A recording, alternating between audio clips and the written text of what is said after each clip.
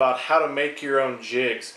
You know, I've been making my own jigs for 5 or 6 years now, and there's really a ton of great benefits to doing it. First off, it's going to save you a ton of money in the long run, and you can also get your jig exactly how you want it. You know, that's going to lead to you being more confident in your jig you're using, which is going to lead to you catching more fish. I've caught a ton of fish on these, and I can't tell you how priceless it is for me to be able to whip up a batch of 5 or 10 or 50 jigs before my next trip or in the off season. So I'm going to take you through my entire process from start to finish of how I make my own jigs. Alright, so here's what you're going to need to pour your own jigs. First off, to make the jig heads, obviously you're going to need molds. You know, this is a Do-It mold. Do-It has dozens and dozens of these. You can get them from Barlow's or Tackle Warehouse, Tackle Experts. You can get about any type of head you want these days. It's awesome. Great resource. You're going to need hooks. These are the Mustad 32798 BLN. I use these on all my football jigs, all my round head jigs, shaky heads. Perfect medium wire hook. I love it. Pliers. These will be great for breaking off the lead. I'll show you that process in a little bit. Obviously, you're going to need a melting pot as well. I use the cheapest melting pot. I don't have it with me right now. Here's what it looks like right over here. I'll put a little picture there. But it is downstairs heating up right now, melting that lead. And obviously you're going to need lead ingots as well. I get them from eBay. That's about the cheapest place I found you can buy them. Alright, so after you get your jig heads poured, you're going to need to powder paint the heads. To do that, I always use a torch on a propane tank. Super cheap. This is only about a $10 torch, and it will last forever. I think I've only been through about 2 or 3 of these in 4 or 5 years. Get one of those, it'll save you a ton of hassle. You don't want to be using a lighter or a candle or anything like that. Obviously you're going to need powder paint. I don't go crazy on colors with this. Protec's the name of this company. They make probably 100 different colors of it. You can put all different types of flake and everything. But I keep it simple. The only colors I've ever personally owned: green pumpkin, watermelon, black, and white. That's it. That's all I got. So here's what you need for the finishing and skirt making. Obviously you're going to need skirts. Again, you don't need to go crazy on colors. I get 3 or 4 or 5 different base colors: green pumpkins, browns, black, and blues, and some accent colors like orange, blue, purple, red if you like red. You don't need to go crazy with it. I get them all on fishingskirts.com. Skirt collar bands, again, skirts online, fishingskirts.com. You'll need brush guards. And then a drill. With the drill bit, it's exactly the same size as those brush guards. These are 1/8 size. It has to be exact, and I'll show you why in a little bit. Super glue. And then for the powder painting, this super advanced, high-tech 3 pieces of wood screwed together with holes drilled in it. That's what I use to put them in the oven and bake them. Alright, let's get started. Alright, so first thing we're going to do before we even go downstairs, get that oven going. We'll preheat it to about 300 degrees. Get it rolling. That way we're nice and heated up for when we get them jigs painted. Alright, so made it down to the garage. Let's check and see if the lead's done. Looks to me like it probably is. It's tough to probably see on camera, but it's completely molten and liquid. You can tell there's some impurities on top of it though. It's not a slick, clean surface. So what we do then, what I like to do, and I almost do it every time, is I will take a little bit of wax, and you want a tiny, tiny amount, and drop that in there. It's called fluxing it, and that will actually get all the impurities and bring them up to the surface. Do not use too much, it will burn your house down. So I'm just going to take, this is an old candle by the way. I'm just going to take a little tiny bit, not very much, put it in there, and it's going to smoke.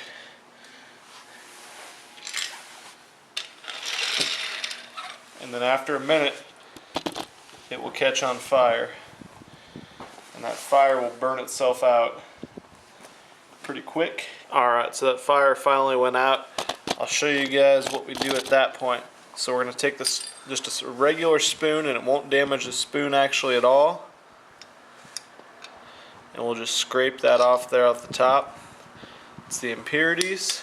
Comes right off there. And you'll have a slick, clean looking lead to pour. Alright, so let's get into the pouring process. You know, first off, safety wise, you gotta be extremely careful. This is molten lead and it will burn your skin off.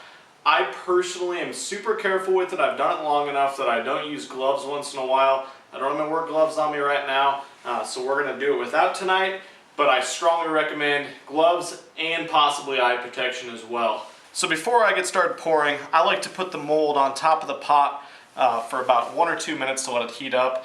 What that'll do is it'll allow the lead to get all the way to the bottom of the mold. You won't have any incomplete pours, because once you do that, it's a pain. You have to restart it. I usually dump all my hooks out that I'm going to be using. All right, should be about ready. So we open it up. We already got our base hole pins in there. Basically that leaves a little hole to put the weed guard in. So we'll put that in. We're only going to be pouring 3/4 ounce tonight, because that's all I'm going to need this weekend. So we put our hook in and line it up. Close it.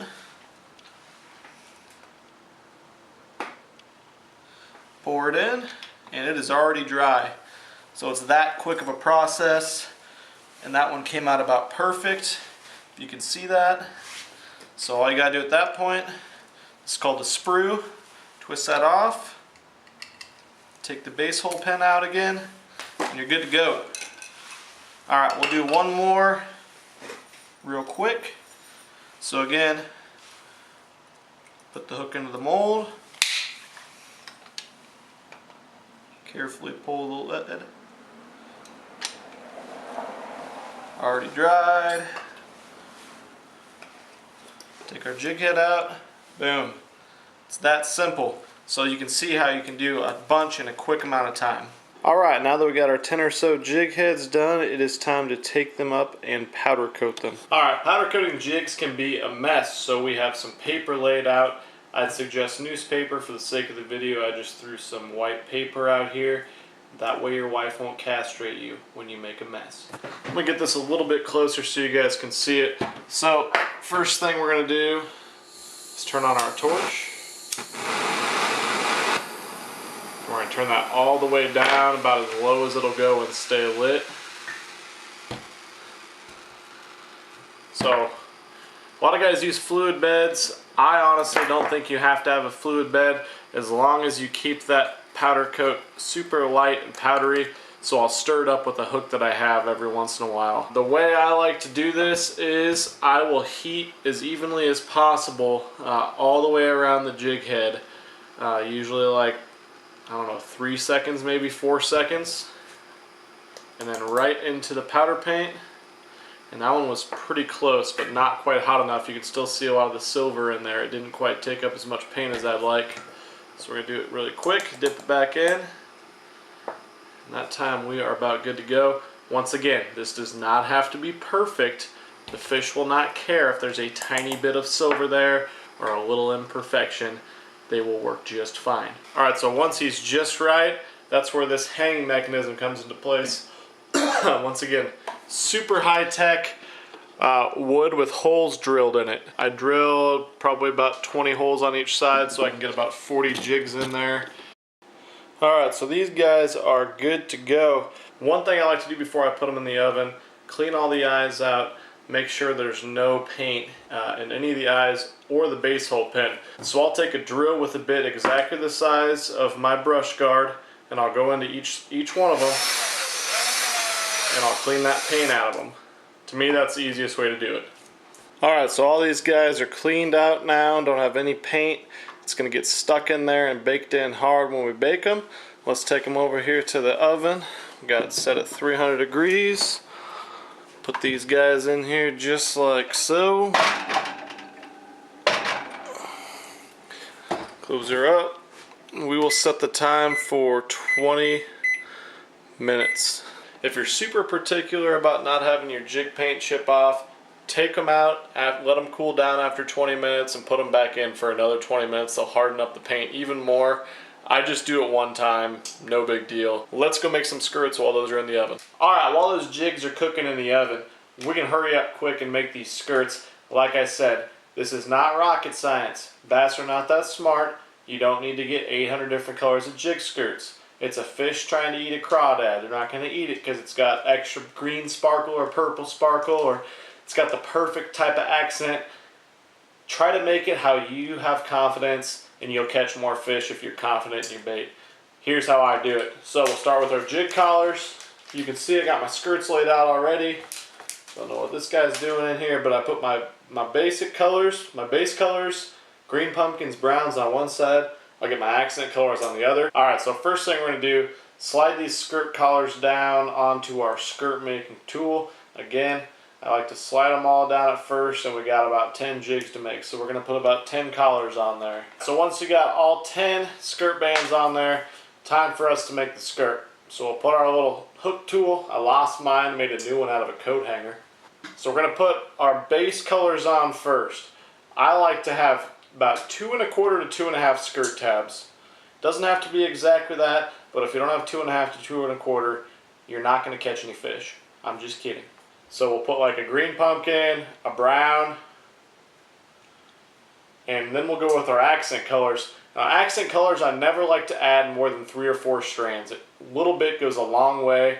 Trust me, when we get it done, we don't want to have 30 strands of accent colors. So there's 22 on each tab, 22 strands. So 44 plus 11, you know, it's about 55 strands in 2 1/2 tabs. So I like to have 50 to 55 in that range. We'll do maybe 4 blue and 4 orange.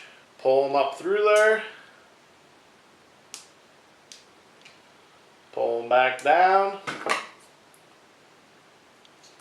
Cut the ends off. Boom. Skirt collar that'll catch a ton of fish. Alright, these guys are done. Go ahead, get them taken out of the oven. These are nice and hot still, so we're gonna let them sit for about 5 minutes or so, and then we're gonna go ahead and put some brush guards in them. Alright, so our jig heads are poured, painted, skirts are made, so we only got a couple steps left, and this part's pretty easy. All we gotta do at this point is to super glue in the brush guards. Alright, so this part is very simple. We'll take our super glue, our gel super glue. This is Loctite, my favorite brand for this. We'll get just enough to cover up the tip of the brush guard. We'll slide it right into that hole we drilled. It will fit nice and snug. You'll hear it click against the back if you did it just right. Again, you have to have the perfect size drill bit. These are 1/8 inch brush guards, so 1/8 inch drill bit was crucial for this, and that's it. Alright, once again, another easy process. We just got to put the skirts on them now. I like to make sure the skirt band is just slightly more to one side than the other. It looks like it's a little bit more to this side, the right, for you guys. And that larger side will go on first.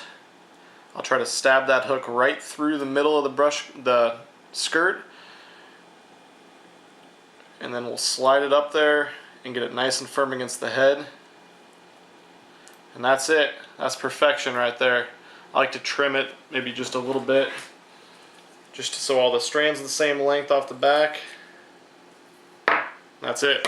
Alright guys, I'm all wrapped up now. Got all these jigs made. They look awesome. They're ready to go for the water this weekend. Please go ahead and give me a like if this video helped you out. Hopefully it'll help you get started making your own jigs. Please subscribe to my channel. Comment down below if you have any questions about any of the process or any other videos you'd like to see in the future. I'm going to be doing a little bit of fishing this weekend, and then it looks like it's going to get really, really cold into the single digits, so that means ice fishing season isn't far off. Hopefully I'll be traveling down south as well. Thanks a ton for watching. We'll talk to you soon. Still a crappie.